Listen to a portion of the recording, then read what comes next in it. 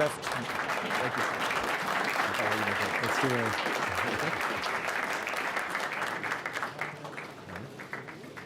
Please. Ladies and gentlemen, thank you so much for coming to this. As you know, this is going to be recorded, so it's particularly important that that you turn your cell phones, Blackberries, any iPad, if anyone bought one yesterday, any of that off. And the format for this is a 30-minute conversation with His Majesty. There are no questions from the floor. This is what the Indonesians had a phrase called guided democracy. So this is guided democracy. I am your guide. I will try to intuit the questions you would ask His Majesty and ask them. The Arabic translation, for those of you who would wish it, is on channel 2 on your headsets. I doubt very many of you are going to need it, but in case you do. It is a great pleasure and honor to welcome His Majesty, the King of Jordan, King Abdullah. Thank you very much. Very pleased to be here. Your Majesty, you live in one of the most consequential parts of the world, one of the most dangerous parts of the world, and a place that has caused great frustration for the rest of the world. I mean, there's a saying in New York, nobody has ever lost money betting against the Israeli-Palestinian peace process. And there's a sense, I think, that it's almost like a bad joke. We just keep discussing it, and yet nothing seems to change. Is there anything now that makes you either particularly pessimistic or particularly optimistic that we are at a moment where something could change? Right. Actually, this is probably the first time where I'm somewhat pessimistic. As we all know, that the core issue in the region is the Israeli-Palestinian issue. As you've said, it's been going on for so many decades, so much suffering, so much frustration. And it can only get worse if we don't solve the problem. And you said, you know, all of us in the international community are frustrated. We have to understand the connectivity. All of us in the international community also pay the price for not solving this problem. The process is at the moment. We are working to try and get the Israelis and Palestinians back to the tables. The proximity talks hopefully will come underway.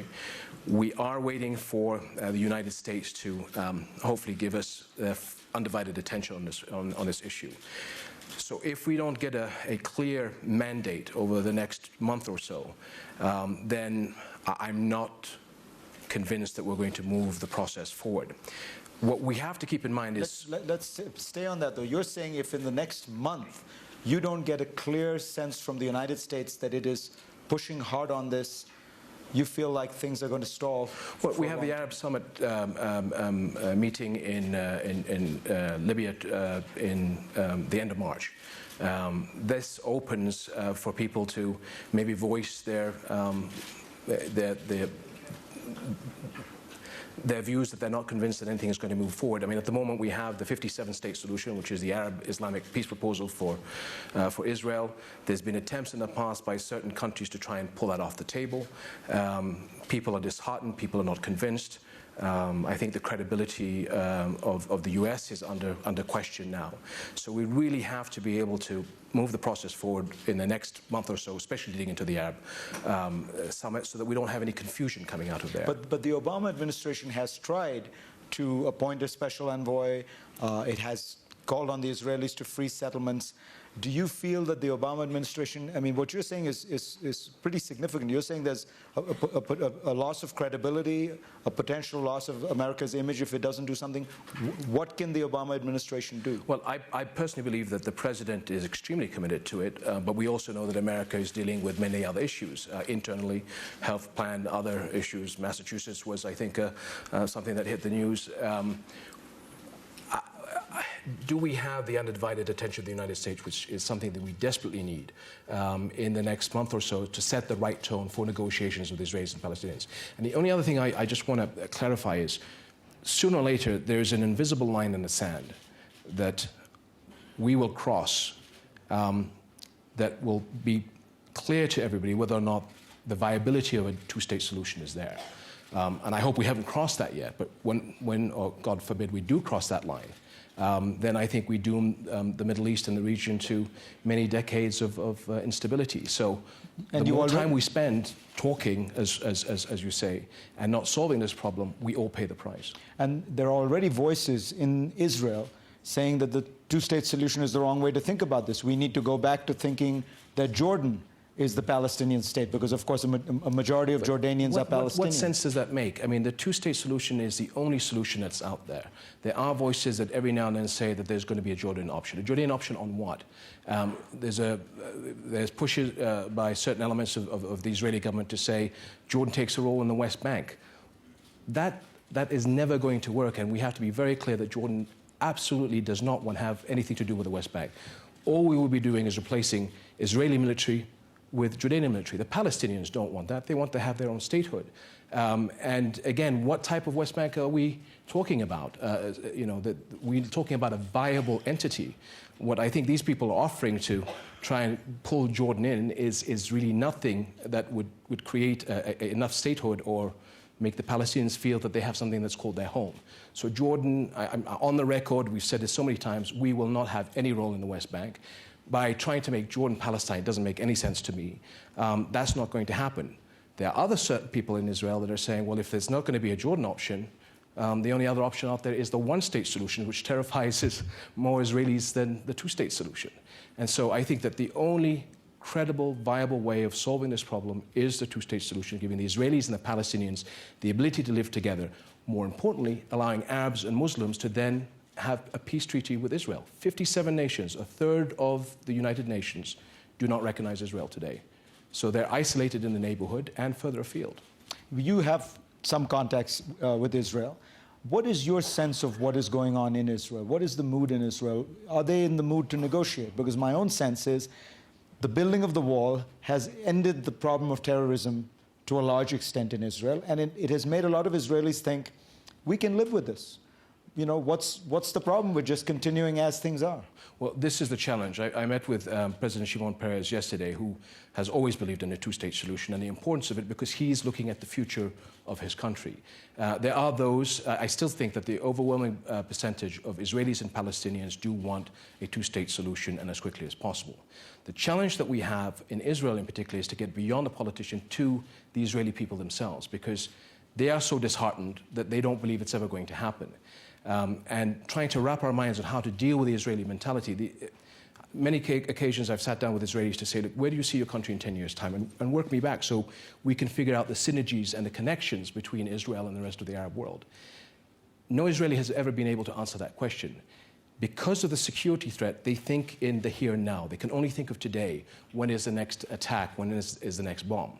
And so this is the challenge that Jordan has and the international community has, reaching out to the Israeli public and saying, do you want to continue to be Fortress Israel? What a dismal place that would be, and how it continues to affect the whole region.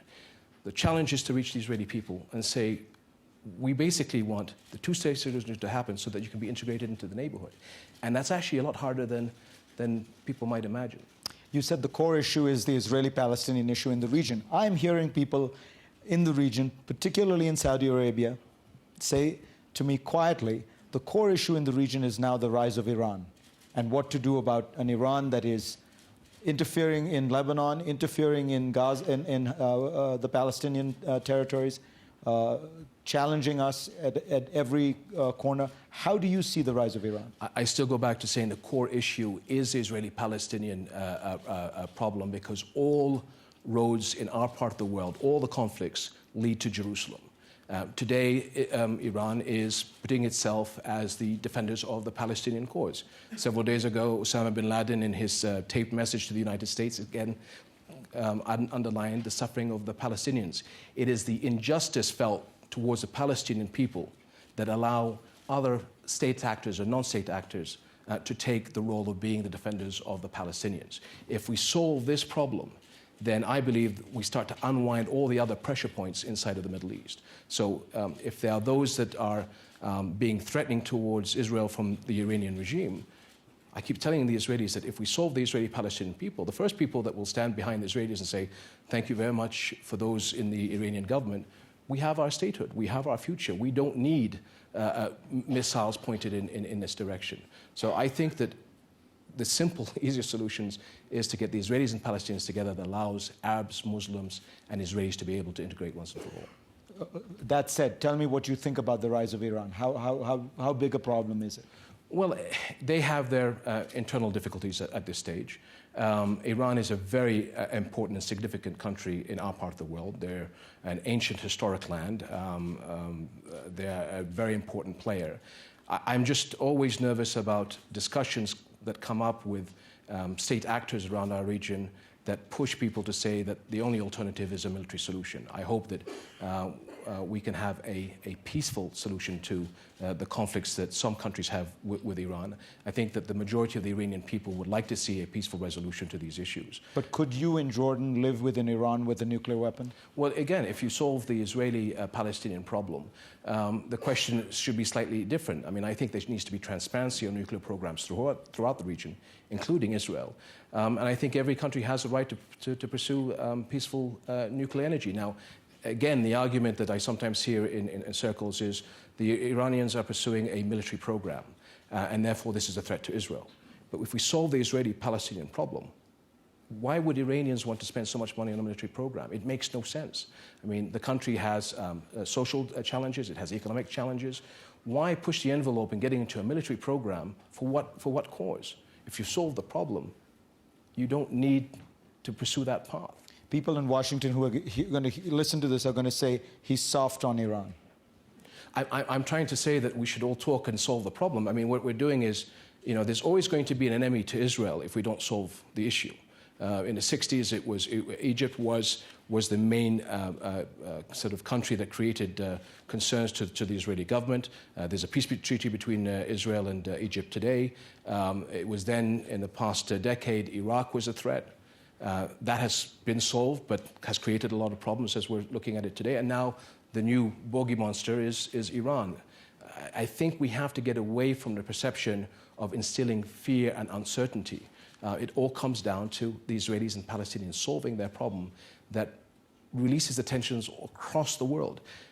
President Obama said something that was very, very critical about the future of the Middle East. He said that for the first time, and I think it should have happened many, many decades ago, America wants to see a resolution to the Israeli-Palestinian conflict because it is in the vital national security interest of the United States.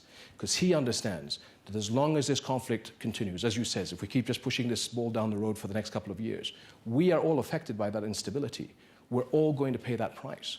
And how often can we continue? I mean, instability in our region will affect the economy, it will affect trade, energy. How long do we want to continue living under that atmosphere?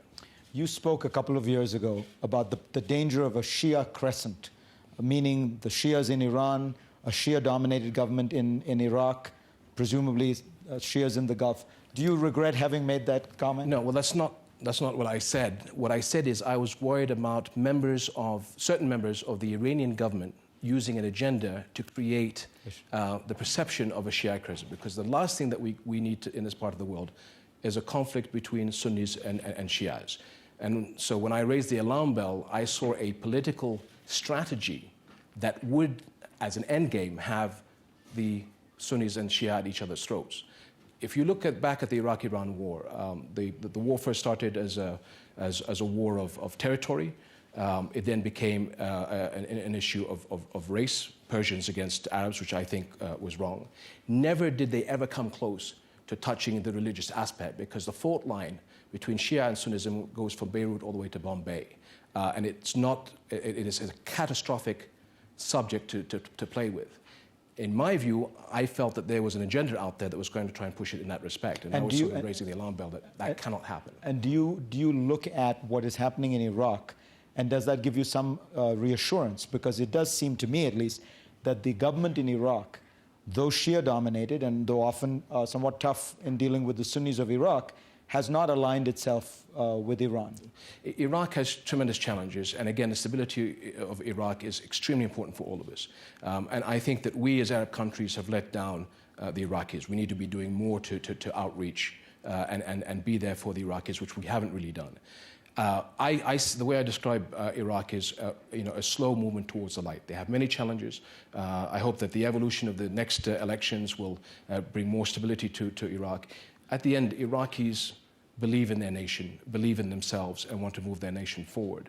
And I believe in the strength and, the solid mentality of Iraqis that will take their country forward. They need all our help. And Iraq will make it. Do you worry that the current Iraqi government is not including Sunnis enough, has raised again the specter of a kind of de-Baathification? Well, I was always against the de-Baathification process because and I said it when it first came out, that it would create tremendous instability inside the country. But anyway, that's behind us now. I think that the government, I hope, will be far more flexible in allowing as many groups to involve themselves at the voting booth. Jordan in particular now is allowing Iraqis in our country to make it to the voting booth on behalf of the Iraqi government.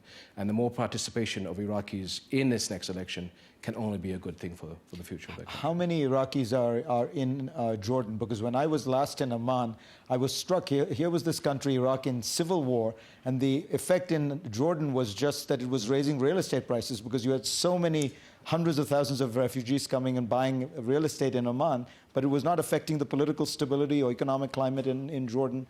Well, it affects, we basically taken the Iraqis in as our fellow citizens, so they have free access to our educational system and health system. The figure that was being thrown out there was about 750,000 Iraqis. For a population of 6 million, that's pretty dramatic. I think the fairer number is about 500,000, give or take 100,000.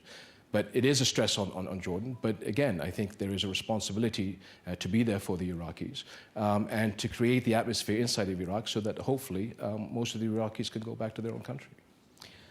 A Jordanian man blew himself up in Afghanistan, killing CIA officers.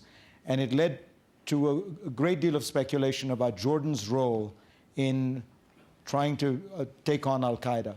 Do you have an active role in combating Al Qaeda in Afghanistan and Pakistan? You have to understand that not only were Americans killed, there was a Jordanian officer that was killed in that particular attack. What people fail to remember is that we have been battling Al Qaeda way before America had its 9/11, and this has been an ongoing conflict. I have always been very, very proud of our armed forces, our security services, in being able to combat a group that I don't believe has anything to do with our religion. Our role is to protect our citizens, to protect our country, but equally important is to protect our faith. And I'm not just talking about Jordan. Inside the Arabic and Islamic world, there is a major threat by a group of extremists that are trying to, pretending, as far as I see, to be Muslims, and desecrating the name of Islam. We stand for tolerance, acceptance, humanity. And these people who call themselves Muslims are trying to hijack our religion. And this is not just a Jordanian problem. It is a problem throughout the Arab and Islamic world. And we will continue to fight. We had our own 9/11, the 9th of November 2005, where 3 bombs were set off in hotels. We lost 60 people and over 100 wounded. If you compare that to the figures of America's 9/11, it was almost double the casualties for a country of our size. I made my mind up then that we were not going to be defensive. If we felt that people were going to target Jordan, we would target them. And my message is clear. As long as you continue to try and hurt the citizens of my country, we have the right to protect ourselves. How do you read the strength of Al Qaeda right now? Because what's striking is that they have not been able to plan or execute any spectacular attacks in the West, in Jordan, in Egypt, in Saudi. And in fact, Osama bin Laden, in that tape message you referred to, tried to take credit for what was, after all, a failed attack by the Christmas bomber. Well, again, I think we have to be very careful on how we look at the future. This is not, again, people would like to perceive that Al Qaeda is just a threat to the West. I want to underline that it's a threat to all Muslims. I think that we all dodged a very difficult bullet when the hijacking or the attempt to blow up the aircraft did not succeed.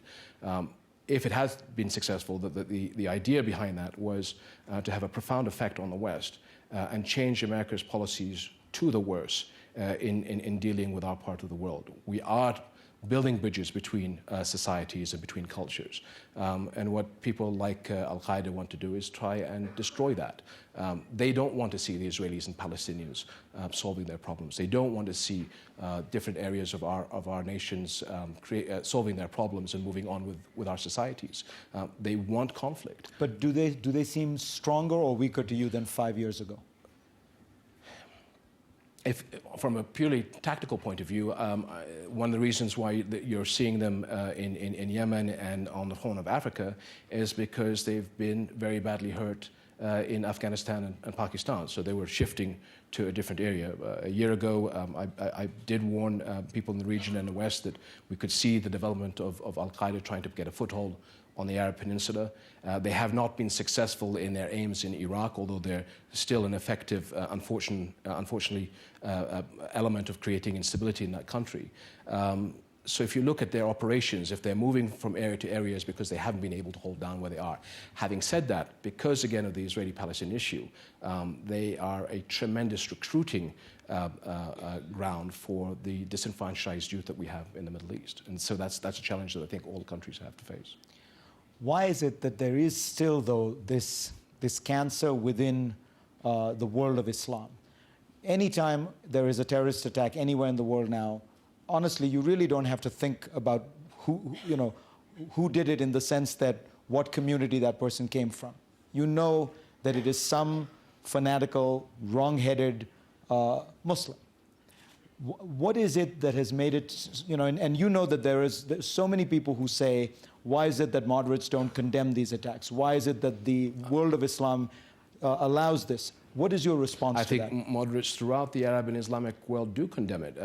And not only just condemn it in words and actions. There's been the Amman message, which is an outreach between interfaiths. We have what is called the Common Word, which again is a Jordanian-inspired initiative to bring Muslims and Christian communities closer together. We're working in our part of the world, in Asia, in the West. We're also looking at the educational aspect of this. But again, I think I have to continue to underline that, where do the disenfranchised youth move to? I mean, the Israeli-Palestinian issue is such an emotional issue inside of Islam that everybody tries to hijack it for very destructive ends.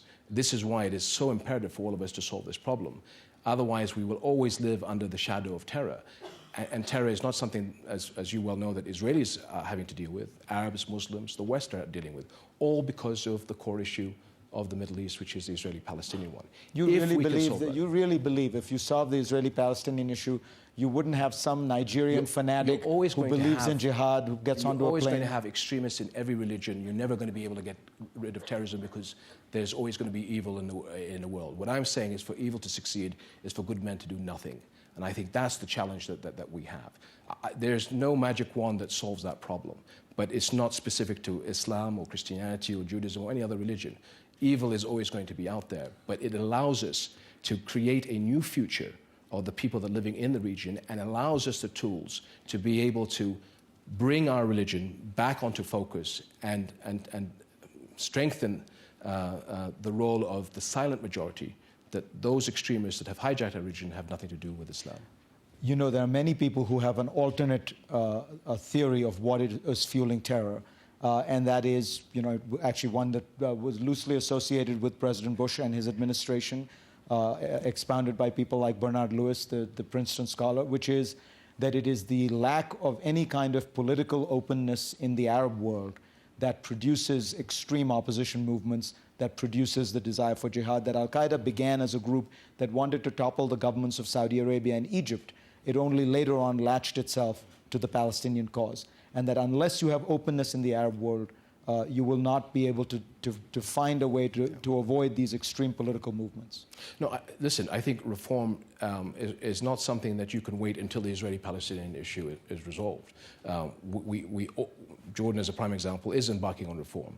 And I think that everybody in the Middle East has its own pace of reform. And I can't be specific to how each country is dealing with it, just to say that they all have a different challenge.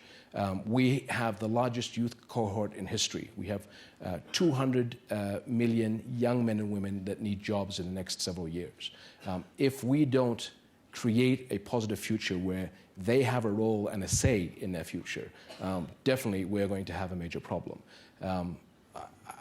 I think the issues are interconnected, but on the political, emotional issue, don't discount the Israeli-Palestinian one. Having said that, there is a moral responsibility for all of us in the Arab world to move reform in the right direction. But talk specifically about your country, because Jordan is often characterized as a benign or an enlightened dictatorship, but it is still a pretty tough a set of controls that you have in the country. Are you going to? Will your son, when he succeeds you, be a constitutional monarch? Jordan is going through changes and will continue to go through changes. We're now calling for early elections so that we have a new election law that gives much more transparency, much more participation, a much better quality of parliamentarians.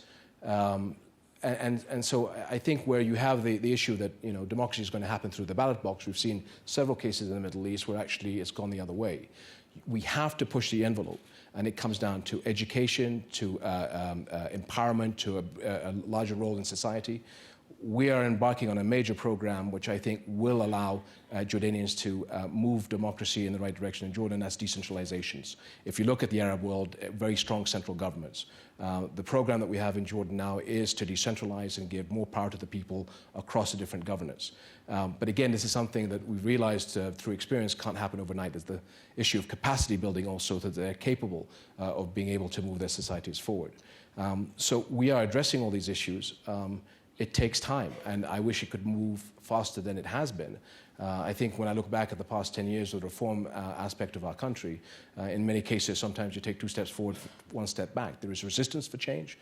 There's a resistance to ideas. When we try to push the envelope, there are certain sectors of society that say this is a Zionist plot to sort of destabilize our country, or this is an American agenda.